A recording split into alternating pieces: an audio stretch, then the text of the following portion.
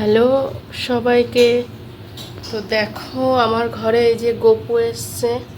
তো গপুকে আজকে একটু সাজিয়ে দিয়েছি, কেমন লাগছে সবাই বলো।